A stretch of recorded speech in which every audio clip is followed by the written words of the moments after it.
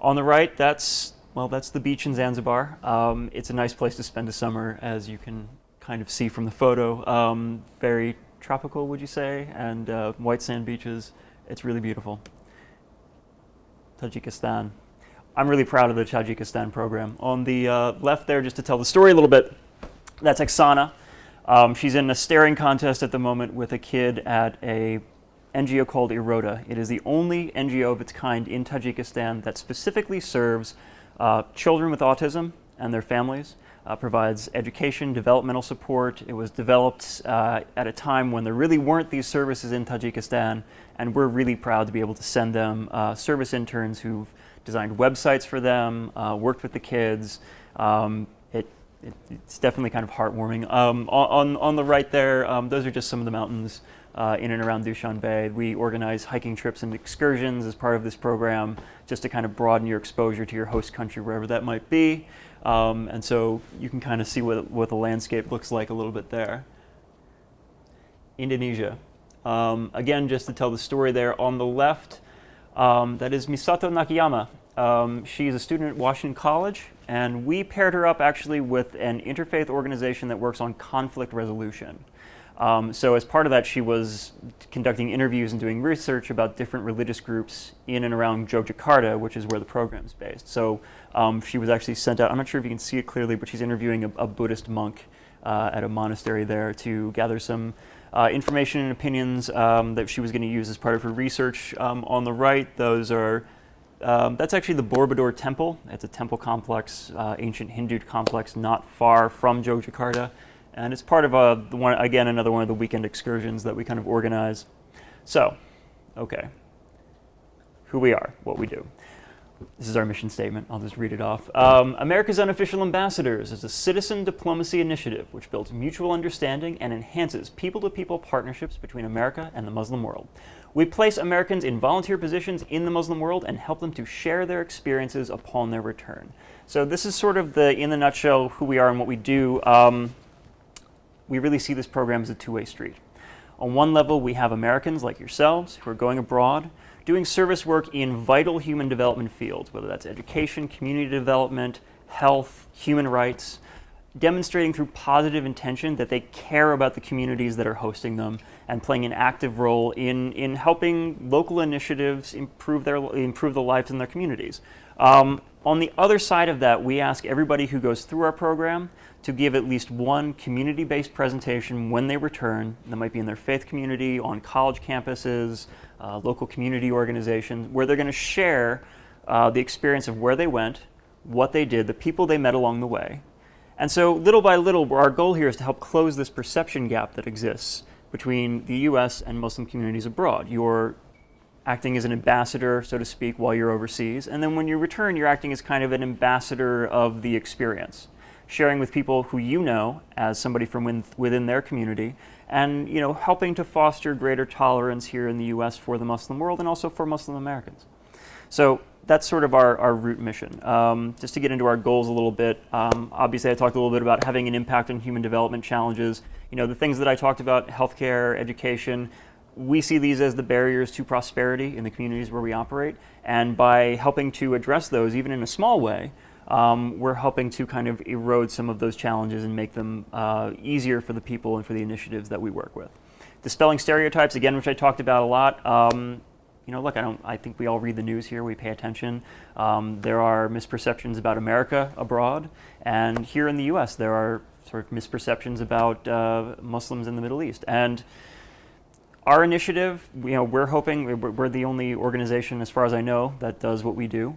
We're hoping to kind of challenge those and start to kind of dispel them, like I said, and building mutual understanding, which I think kind of ties into that. Just moving along a little head here. If I start to talk too quickly, by the way, you can call time out. I promise I'll slow down. So programs that we offer, this is the one that we're recruiting for the most right now, and it's our summer service internship program. We operate in the countries I just listed: Indonesia, Morocco, Tajikistan, and Zanzibar. 6-week full-time internship placements. If you are looking for direct hands-on professional experience, things that are going to help you to learn and to grow, things you can tell prospective employers about later on, This is a really exciting opportunity just for that. You've gone to a new place, applied your skills in a new setting, and you learned lessons that kind of came along with that. Along the way, you'll build partnerships, learn local language. Language study is included in the program, so whether that's studying Arabic in Morocco or Bahasa in Indonesia, Kiswahili in Zanzibar. In Tajikistan, actually, you have a lot of options. You can study Russian, Tajik, Farsi. So we try to build in at least 3 times a week you would do language study. If you haven't studied these languages before, don't worry. They mostly focus on survival skills, practical things that you can use day to day, whether that's in your service placement or out on the street. Hello, my name is, can you hand me that thing over there? These kind of things. So, but if you have studied these languages, this is a chance for you to get some field experience using the language, get some insight into how the language is used and use it in a living environment, so to speak. Or if you haven't, it's just a chance to kind of get a taste of something that maybe you'd want to study later on.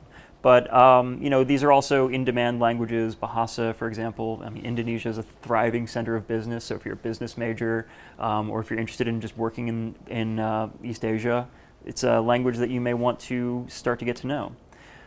The semester of service program, this is new for us, Morocco or Indonesia. It basically takes the internship experience that I talked about and combines it with classes at one of our partner universities. So I don't know if you've ever heard of Al Ahwain University in Morocco, but it's basically a kind of, I guess, equivalent of like a very nice small liberal arts college in Morocco. Or Gadjah Mada University in Indonesia. This is the oldest university in Indonesia. These are our partners for both the summer and the semester programs, but it basically is 15 to 25 hours a week of internship experience combined with classes in the humanities, international relations, and language study. So again, if the summer maybe isn't for you and you want to consider a semester-long course or study abroad experience, this is something that you may want to consider. And we actually have the applications for the Morocco semester of service will be basically up until March 30th. So if you're interested in that, I can talk more about that later on. So I talked a little bit about some of the benefits of the internship experience. I think one of the top things is academic credit. You have some options in terms of earning credit through this. We actually offer a 4-credit option through the College of New Jersey. Basically, you pay a small fee in addition to the program fee, and you can earn 4 credits through the College of New Jersey, which may transfer to Villanova. You'd have to inquire with your program. Aside from that, we work with college students a lot. If you're going to try to get credit through Villanova, for example, basically go to your program, find out what those credit requirements are, and we will do everything we can to shape a service placement around those requirements. So whether that's a particular number of service hours or a report that you have to do at the end of it or a particular activity you have to be engaged in, we've done a lot to try to ensure that people who want to get credit for service can. A certificate in citizen diplomacy, which is something somewhat new that we offer. Look, this experience is a cross-cultural experience unlike anything else. You will have to navigate in a complicated cross-cultural setting. You will go to new places, learn a language. And the certificate for completing all the aspects of the experience is something you can put on your CV for either awards or distinctions to basically say that you have this kind of cross-cultural understanding that honestly a lot of employers these days really do look for. Language skills and cross-cultural experience, I kind of went into that a little bit, but lastly is just sort of the benefits of a small organization. Look, there are a lot of programs out there where you can do volunteer service abroad, but a lot of those programs are also very large, and I can tell you right now, if you work with us, you are definitely a name and not a number. I can recite for you everybody who has done our program off the top of my head, because I worked personally with each of them. Okay, I can, little personality quirks and all sorts of things. We definitely invest in our people. We design personalized work plans structured specifically to you and your activities, in which you and I will sit down and have a conversation about what you're going to be doing. So it gives it a certain structure. But really, we really do invest in our people, and we care about our people. And so there's a certain benefit. Other organizations, I can tell you, you call and you're actually dealing with a customer service rep. We don't do that. So it's just something to kind of keep in mind. aside of this, and I kind of mentioned this earlier, which was the benefit to things on your resume if you're thinking about going into the job market. Look, this kind of service work is something that employers really do look for and prize on CVs. The statistics off the top of my head are pretty promising if you look at the National Corporation for Public Service, which is sort of like they run like AmeriCorps and those guys. If you're a job seeker over the course of 6 months, and if you have volunteer service on your resume, you're up to a third more likely to find a job within that period than somebody who doesn't have service on their CV. So, and a lot of employers, they did a survey on Idealist. I think it was something like 50 or 60% of employers in the not-for-profit sector value volunteer service or this kind of internship service equally as much as paid employment. So think about that if you are going to the job market and you want something that's going to distinguish you from other applicants, this is something that is definitely worth considering. Okay, so I'll move on a little bit. Just to tell you a little bit about some of our placements, education. Our education placements range from primary schools and high schools to madrasas, small village schools, public schools. You might teach French if you have French language understanding, even basic French. Teaching English, if you like to teach and you're interested in teaching, your ability to speak English as a native speaker is a skill that you can bring into a placement, and we can definitely work with you to design an English teaching placement. IT skills, basic computer skills, you would be surprised some of the skills that you and I kind of take for granted in understanding things like Microsoft Word and Excel, basic things of PowerPoint or how to do a blog. That's not a skill set that some people in the developing world have had the opportunity to develop. And if you can bring that into a teaching placement and give some basic IT or computer assistance, that's a very valuable skill you can pass on to local people. Oh, before I go, that's Stephanie Hallinan in the black hijab. She's a Washington College student. She was kind of a rock star in a placement in Indonesia. Those are all of her students around her. The hijab is obviously not required for every placement that we do. The school asked if she could wear one for that placement, and she agreed. But these are, it kind of gives you a sense, I like this photo, I think, because it gives you a sense of kind of the impact that a teaching placement can have. I mean, she designed learning curriculums for basically this entire class and 4 others. And I believe they're actually still using some of the learning models she designed there. Non-governmental organizations. Some locally led initiatives that we work with range from things like human rights, women's rights, public health, protecting the environment. Skills that you can bring into a placement like that. Communications is a very common thing that we have people build placements around. Your ability to write clearly and concisely in English is something that a locally led initiative, whether that's an organization like FAWE, which was for improving women's educational opportunities, or the autism NGO that I spoke about a moment ago, that skill enables that organization to reach out to the English-speaking world for building partnerships, for raising funds, and basically for getting their message out to a new audience. So we've had people design brochures and pamphlets, web content, design social media outreach strategies, and implement them and see a lot of success with them. Research and proposal writing as well. I mean, a lot of these organizations have to write grant proposals and reports for their funding and for their foreign funders as well. So that's a skill that you can also bring into this if you're looking for something that will, particularly if you're interested in working in international development later on, that's a skill you can kind of bring into that placement. Maggie, you can talk a little bit about that. Youth leadership. The picture there, actually, that's Jenny Lee. She went to our Morocco program. She led an environmental education summer camp for kids in a national park. And she actually designed an environmental education curriculum for the national park that they can now use for leading student groups around. It basically teaches them things about, don't litter, don't pollute, and teaches them things about the local flora and fauna as well. Those are some of the kids that she led as part of that camp. But these youth engagement initiatives, whether it's a summer camp or working in a youth center, there's a reason that having these kind of service interns is valuable, Primarily is just that you're having somebody who's taking an active interest in the lives of young people in these communities, whether that's providing them with educational assistance, whether that's providing them with activities that they might not otherwise have an opportunity to do over the summer. And it shows them that somebody really cares and took an interest in their lives and in their well-being. And I can just, as an example, there's also in Morocco, there's a summer camp that some of our previous interns have run, and parents have come to us and said, if you didn't have this summer camp, my kid would have nothing to do this summer. They might be running around, they might be getting in trouble, we might have just sent them off to go work. But these are, this basically provides an opportunity for them to learn and to kind of have fun. Okay, the last bit, I'll just sort of, as I'm kind of closing out here, is just that volunteering changes people's lives. And it'll change your life too. I mean, I was a volunteer in Thailand and in Morocco. I taught English. But it's something that I kind of see as a formative experience for me.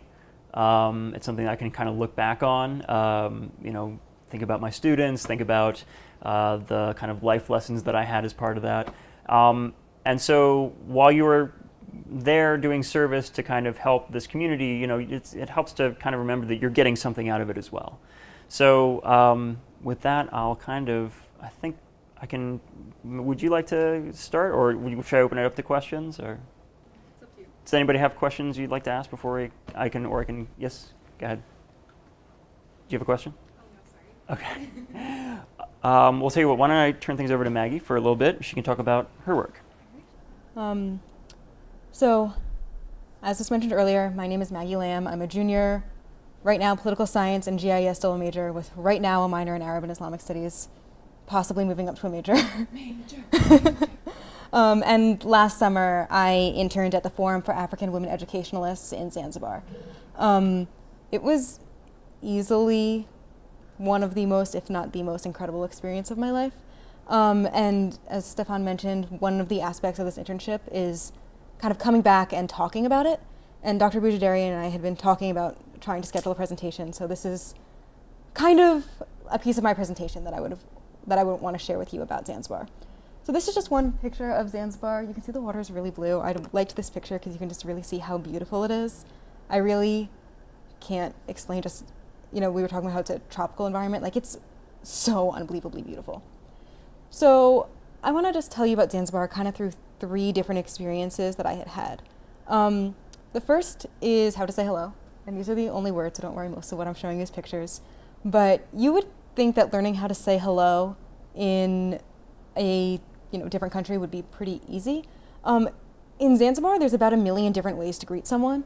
And this is because you say hello to every single person you see. When we're walking through Villanova, and if you see someone who you know from class, or you see someone who you know from something, you might say hello.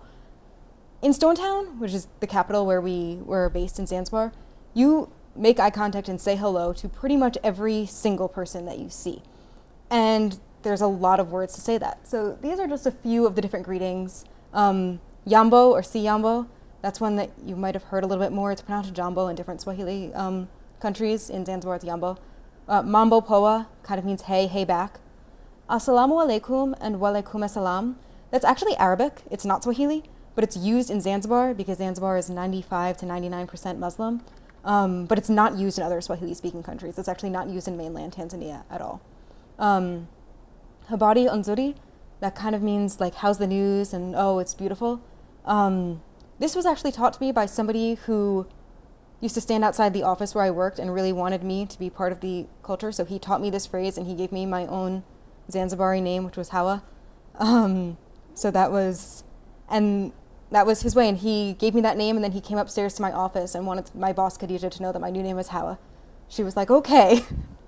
Because that was just one of the ways they really wanted us to be part of the culture. And then Shikamu Marahaba, this one took me the longest to learn because it's used as a term of respect. You would say this to somebody who was older than you. And this was somebody in my office who put up with the Yambo for a while and then was like, no, this is how you have to say it. And she didn't speak a word of English, but she taught me that this is what she wanted me to say to her. So I just use this as an example. Just here's some Yambo, and these are some of the places where you would really say hello to pretty much all these people. I just use this as an example of just how welcoming this community was. It was very different. Like I said, at Villanova, you say hello to the people you know. In Stonetown, everybody's saying hello to each other. Everybody cares about each other. Everybody wants to talk to each other. And just all the different greetings there are. I mean, these 5 greetings, I learned way more than this too. These are the 5 that I could remember a couple months after the fact. So there's so many like different ways that you learn just to interact with people. The next thing that I wanted to talk about is something that Stefan, you mentioned a little bit, the hijab. And to me, this went hand in hand with Ramadan. I don't know how many of you have been paying attention to the news within the past 24 hours, but Michelle Obama is, gained a lot of criticism and support, kind of both sides of the argument, for choosing not to wear the hijab in Saudi Arabia. And this was something that I kind of laughed at because I almost like understood where she was coming from and trying to make the decision of, do I wear the hijab or not?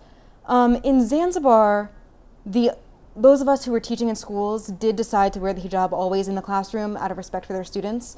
Me and my friend Deborah, this is us, this is actually in front of the Catholic Church, we only wore the hijab during Ramadan. And our reasoning for that was that Ramadan was a very, it's a very religious time, obviously, and it was something that really enveloped all of Stonetown because it is 99% Muslim. And this was just something that we wanted to do out of respect for the people around us. And while I'm not criticizing Mrs. Obama's decision, I can say that I am definitely glad that I did make the choice to wear the hijab during this time, because you can really tell how the people around me appreciated it. They would say things like "Nzuri," that was the response to Habari, it means beautiful, "Nzuri sana," when you walked by.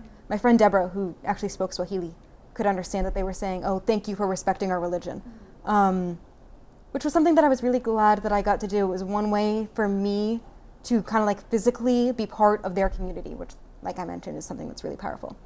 Another thing that I noticed during Ramadan is, this goes back to the food. So Stonetown, there's street food vendors all over the place. This one is a lot more touristy, but I didn't have any pictures of any of the more authentic street food, if you will. But the food's really good. It's really, really cheap. You could, have a full dinner for $1.25 if you were kind of splurging. But during Ramadan, most of these places close down because it's the month of fasting.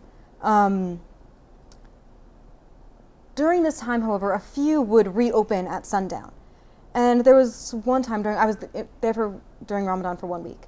And as I was walking back around sundown, I realized that one of these street vendors was getting ready. He was getting ready for sundown, and he was getting almost like little bites, like small little things ready. And then when you heard the call to prayer that signified that it was sundown and you could break your fast, all these people who were around just came and he just gave everybody a little bite of food. And it was something that was really simple and beautiful to me, because it was really this group of people who were kind of, aware that they were all celebrating the same thing, and they were recognizing this breaking of the fast in each other. But it wasn't a big celebration. It wasn't like everybody in Stonetown was out in the streets partying. It wasn't, like a big crazy holiday. It was just this moment that was this thing that they could tell that they all shared. And I just thought that was a really interesting symbol of the community. The last thing that I wanted to talk about is the question that I've been asked about 1 million times before, during, and after I came back from Zanzibar. Was I safe? I would actually say, and this is not a popular opinion among my parents, I felt safer in Stonetown than I often do in the United States. And the reason for this is what I've been kind of saying over and over again. There's a community in Stonetown that I just haven't seen anywhere else. People in Stonetown looked out for each other, and they knew who you were, and they looked out for each other. Maybe my last or second to last night, we were walking back after dark, and some guy was like kind of giving us a hard time, and nothing really scary, nothing that, quite frankly, you don't find walking home late at night at Villanova. But what was different about this experience was that our neighbors looked out for us. So there was this group of people who they were food street vendors right outside our apartment. And we didn't know their names, they didn't know our names, but we said hello to each other every single day in 10 different ways. And they knew who we were. And they knew that we were really trying to be part of the community. They knew we lived in the neighborhood. They knew we were working in Stonetown. And when this guy was kind of giving us a hard time, they said like, "Hey, go away, leave these girls alone." And he did. And that, to me, is something that I've never experienced nor would expect to experience in the United States. I can't really imagine this pretty much stranger, coming to the aid of someone who wasn't really in that much trouble. But in Stonetown, we were part of their community, and we accepted that we were part of their community. And being part of their community didn't just mean, oh, we share a street with them. It means we share a life with them. So they really did want to protect us. I was talking to Stefan earlier, and he mentioned that I should say this.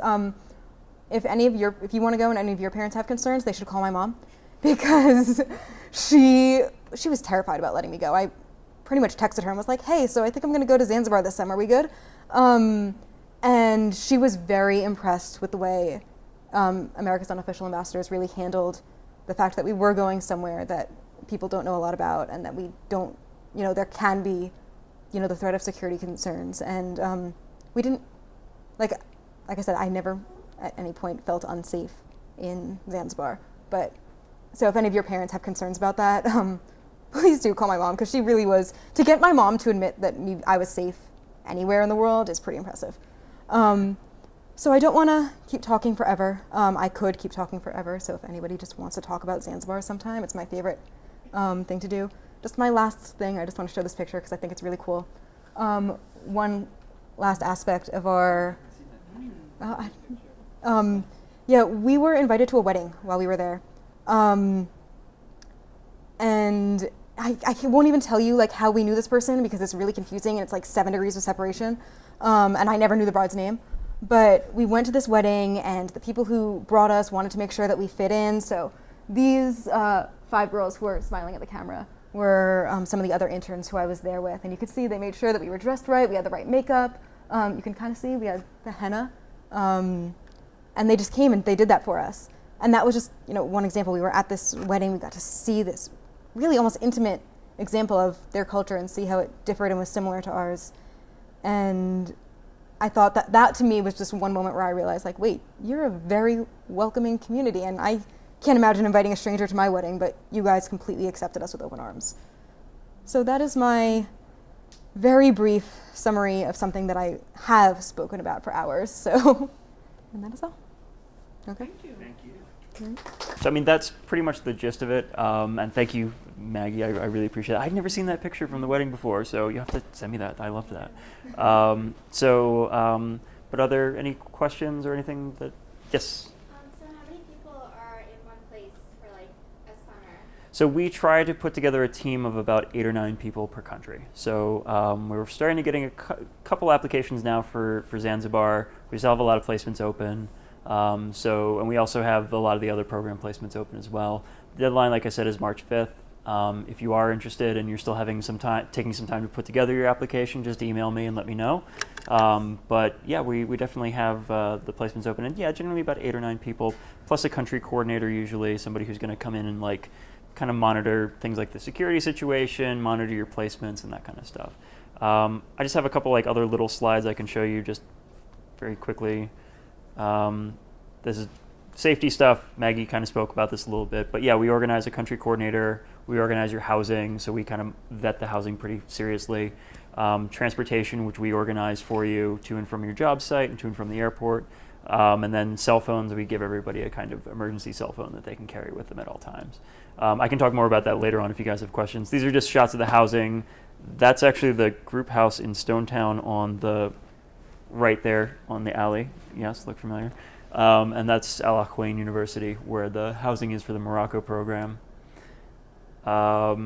This is just a list of recent majors and minors of people who've done our program. So if you're thinking about it, you're wondering if it's right for you, everything from anthropology to business to Islamic studies and environmental studies. So we tend to tailor the placement to the person and their skill set and their interests. So if you're not a Middle Eastern studies major but you still want to go, definitely don't feel excluded.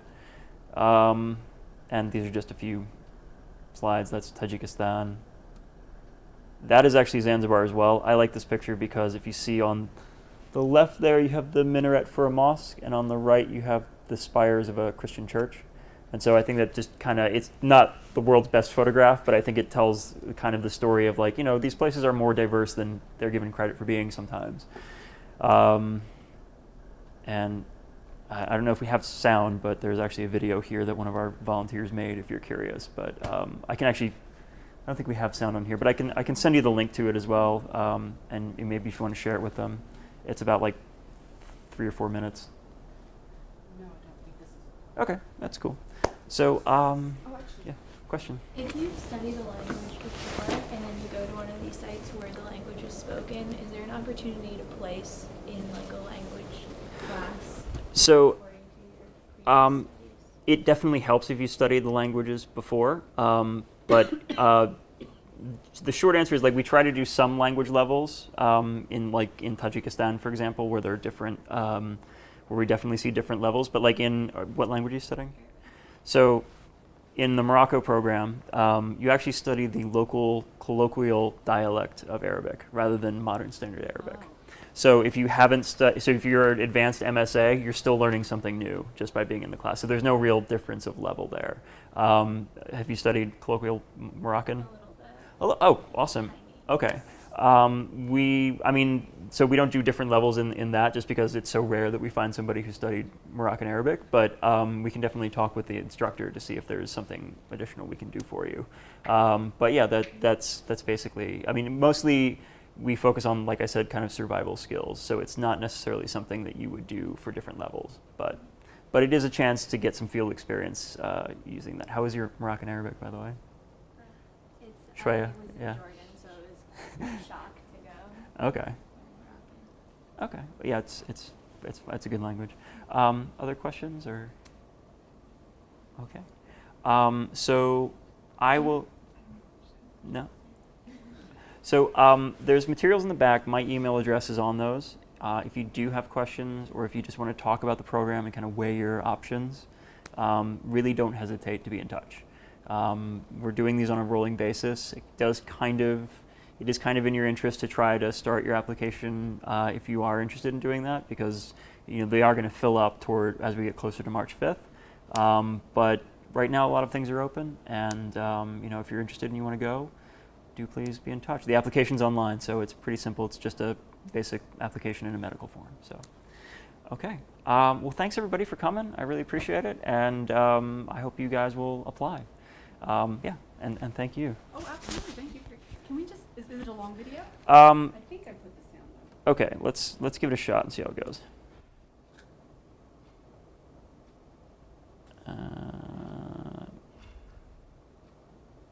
Yeah, I don't think we're getting sound. Tell you what, I'll send you the link. It's basically just kind of an overview of the Yogyakarta program from our first year. Voice of America actually took some of this video, and remember I told you there was a Voice of America piece about us. Yep. They took some of this video and made their piece with it. So anyway, yeah, thank you so much, and hope to see applications from all of you. Thank you. All right.